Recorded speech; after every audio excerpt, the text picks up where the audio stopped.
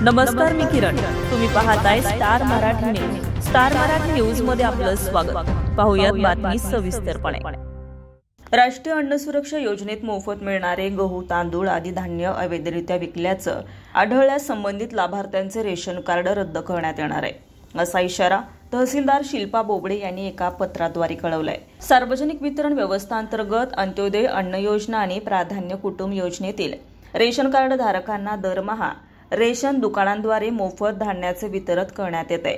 तथापि पावसाळ्यामध्ये अतिवृष्टी आणि पूर परिस्थिती निर्माण होण्याची शक्यता लक्षात घेता धान्य पुरवठ्यात अडथळा येऊ नये यासाठी शासनाच्या आदेशानुसार जून, जुलै, ऑगस्ट या 3 महिन्याचे धान्य वाटप 1 जून या महिन्यात करण्यात येत आहे.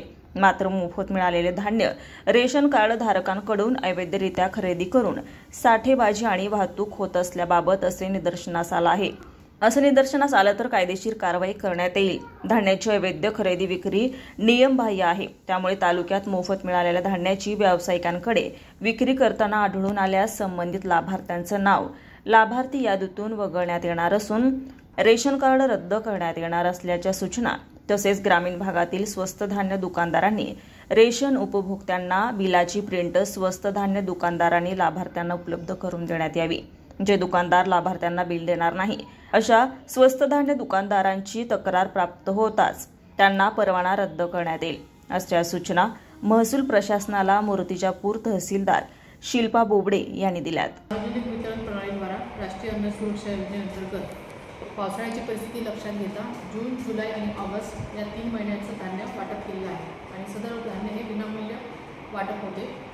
आता बऱ्याच अशा किरकोळ घटना नजरेस पडल्या किंवा म्हणजे काही तक्रारी आल्या की सदर हे धान्य विक्री केल्या जात आहे आणि काही लोक खरेदी करत आहेत. मी स्थानिक मूर्तिजापूरच्या नागरिकांना आणि जे शिधापत्रिका धारक आहेत त्या लाभार्थ्यांना आवाहन करते की असं कोणी धान्य विक्री करताना आढळल्यास त्यांच्यावर सुद्धा गुन्हा दाखल होईल आणि जे धान्याची साठवणूक करतील किंवा धान्य विकत घेतील त्यांच्यावर सुद्धा फौजदारी कारवाई होईल आणि जे लाभार्थी असं मोफत मिळणारा धान्य विकत असतील त्यांच्या ज्या शिधापत्रिका आहेत त्या कायमस्वरूपी रद्द करण्यात येईल. स्टार मराठी न्यूज धनराज सपकाळसह नरेंद्र वाढवणकर, मूर्तिजापूर, अकोला. ताज्या आणि महत्त्वपूर्ण घडामोडी पाहण्यासाठी आजच आमच्या स्टार मराठी न्यूज चॅनेलला लाईक करा, सबस्क्राईब करा आणि बेल आयकॉन प्रेस करा आणि पाहत रहा स्टार मराठी न्यूज.